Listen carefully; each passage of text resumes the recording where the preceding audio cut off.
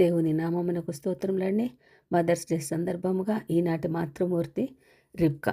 ఆదికాండము 24 అధ్యాయం 14 నీవు త్రాగుము, నీ ఒంటెలకును నీళ్లు పెట్టెదనని ఏ చిన్నది చెప్పెనో ఆమెయే నీ సేవకుడైన ఇస్సాకు కొరకు నీవు నియమించినదయ్యుండును. వృద్ధుడైన అబ్రహాము తన ఇంట పెద్ద దాసుడైన ఎలియాజరును పిలిచి ఇస్సాకునకు భార్యను తెచ్చుట కొరకు పంపిస్తూ, నీవు నాహోరు పట్టణమునకు వెళ్ళి, ఆదికాండం 24 అధ్యాయం 10 ప్రకారము, ఆ ఊరి కన్యకనే ఇస్సాకునకు భార్యగా ఎంపిక చేయము, కనానీయుల కుమార్తెలను తీసుకొని రావద్దు.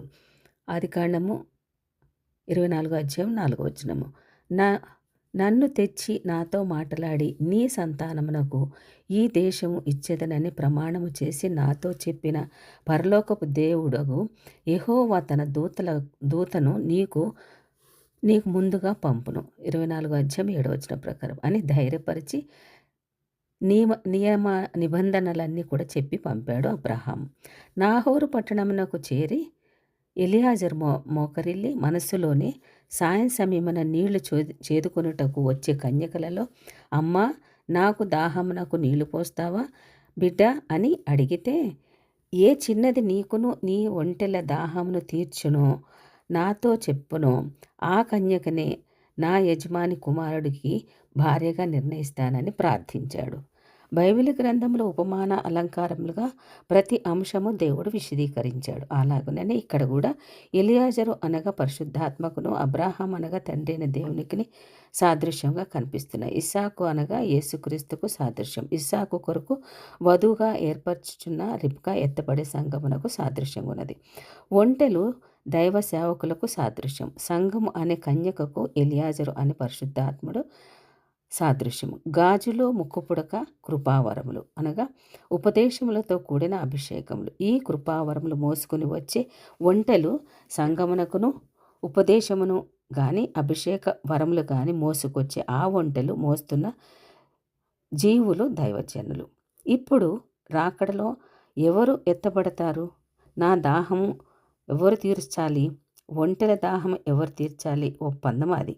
ఈ కడవరి దినములలో సమయమున కడవ పట్టుకొని బావి దగ్గరకు వచ్చిన వారిని అడుగుచున్నాడు. ఇప్పుడు ఆత్మల రక్షణ భారం అనే దాహం తీర్చుతాను అనుకొనుచున్న విశ్వాసులకు దేవుడు పెట్టే పరీక్ష ఏమనగా, అమ్మ, నాకు దాహమునకు నీరు పోయాలి అని అడిగినప్పుడు, అమ్మ బాబోయ్, నేనా? నీకును నీ ఒంటెలుగా ఇన్ని నీళ్ళు ఎక్కడ చేతిపోయగలుగుతాను అని ఒంటెలు చూసి భయపడింది కాదు కదా.